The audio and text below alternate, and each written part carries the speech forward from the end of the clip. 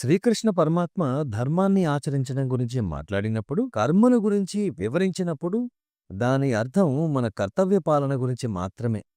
Are we fulfilling our duty as professionals and now as individuals? వృత్తి నిపుణులుగా మీరు మీ కర్తవ్యాన్ని నిర్వహిస్తున్నారా?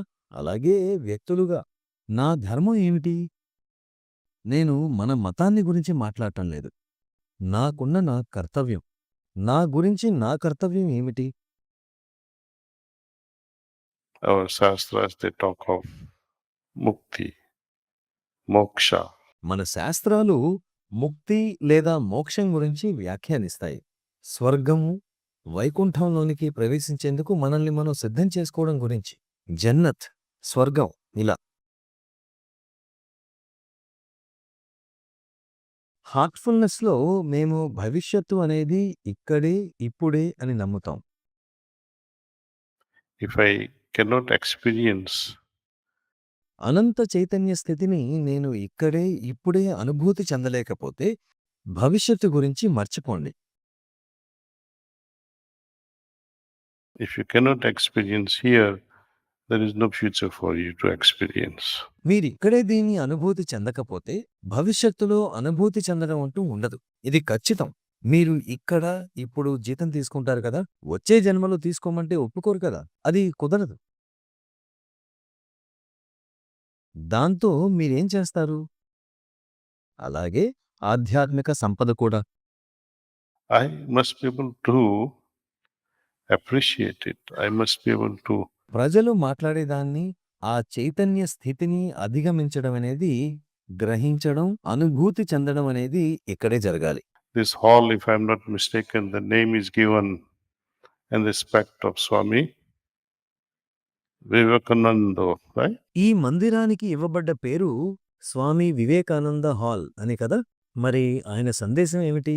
అది ఎంతో సరళం. He was a man of simplification. He simplified the goal of life.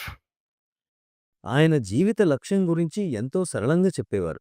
ఆయన మాటల్లో జీవిత లక్ష్యం అంటే ఈ జన్మలోనే మన చైతన్యాన్ని వికసింపచేయటమే.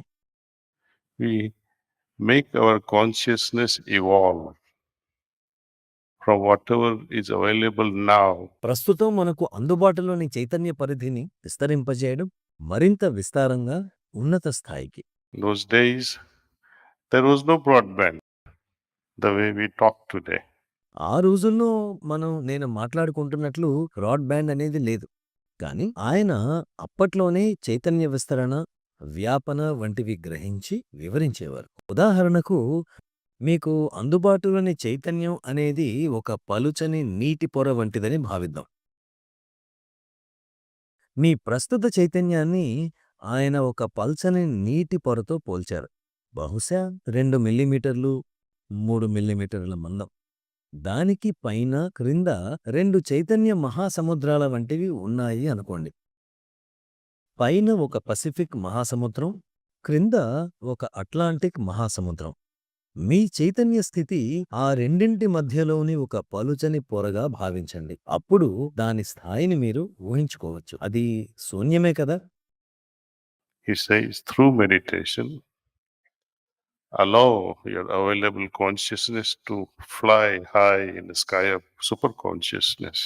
ధ్యానం ద్వారా మీ ప్రస్తుత చైతన్య స్థితిని ఊర్ధ్వ దిశగా అధి చైతన్యమనే, అంటే సూపర్ కాన్షియస్ అనే ఆకాశంలోనికి దూసుకుపోనివ్వండి. అలాగే నిర్మలీకరణ ద్వారా, అనవసరమైన సంస్కారాలను నిర్మూలించడం ద్వారా సబ్ కాన్షియస్ అంటే ఉపచైతన్యం అనే మరో మహాసముద్రంలోనికి గాఢంగా మునకలు వేయండి. అలా మీరు మీ బ్రాడ్బ్యాండ్ను పెంపొందించుకోవచ్చు.